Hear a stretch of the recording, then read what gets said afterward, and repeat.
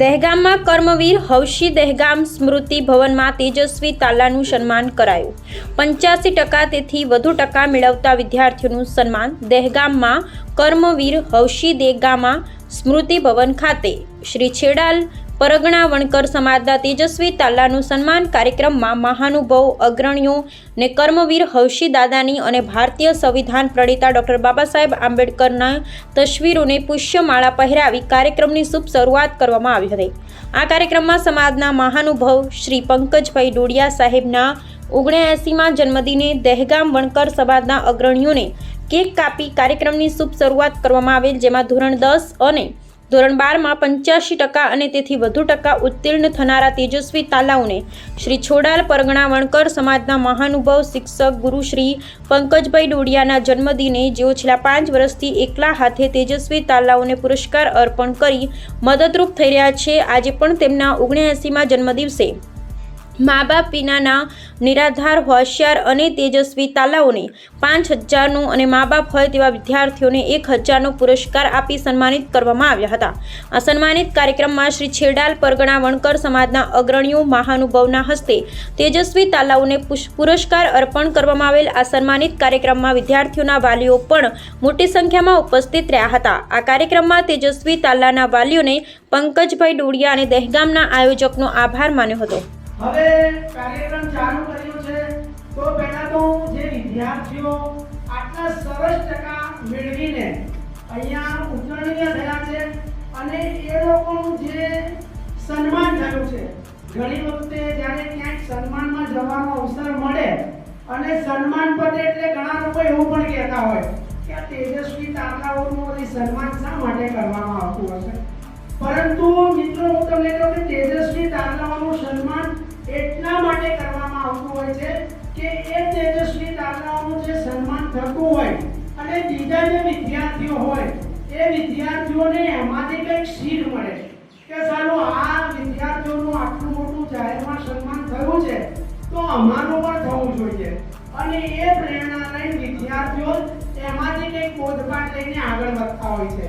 હવે આ જે વિદ્યાર્થીઓ આટલા સરસ માર્ક્સ મેળવીને ઉત્તીર્ણ થયા છે તો જરા पानी बांधे नाव में घर में बांधे नाम दोनों हाथ उगले चाहिए वही सजन का काम.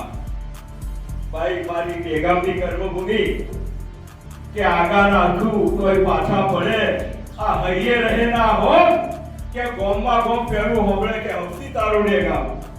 પેલા દહેગામની કર્મભૂમિમાં પંકજભાઈ જે આ પોતાની 78મી વર્ષગાંઠ ઉજવણી કરી.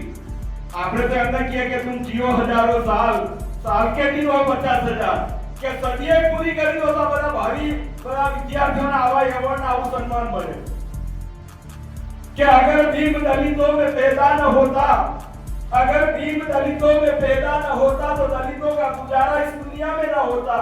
यूं ही डूब जाती हर नैया हमारी तो भीम के सिवा उबारा न होता. अगर भीम के सच्चे सेनानी है तो हम कुछ करके दिखाएंगे.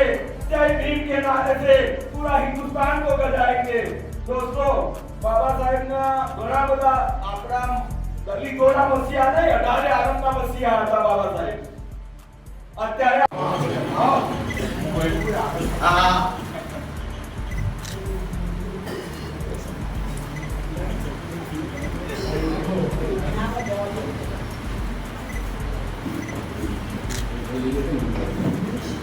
ધન્યવાદ સાહેબ. થોડી સમયમાં એ લોકો આવી જાય તો સૌથી સારું.